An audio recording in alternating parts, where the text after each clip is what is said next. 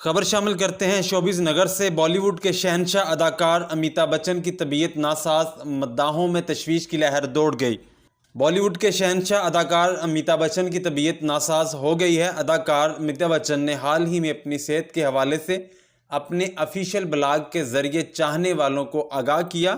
اداکار نے اپنے آفیشیل بلاگ بچن بول پر چاہنے والوں کو بتایا کہ ان کی طبیعت ناساز ہے۔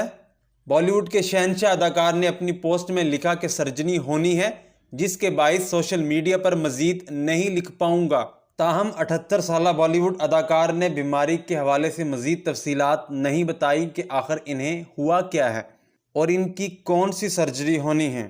بالی ووڈ کے شہنشاہ اداکار امیتابھ بچن کے اس پیغام کے بعد ان کے مداحوں میں تشویش کی لہر دوڑ گئی ہے اور ان کی جانب سے اداکار کی جلد صحتیابی کی دعائیں بھی کی گئیں۔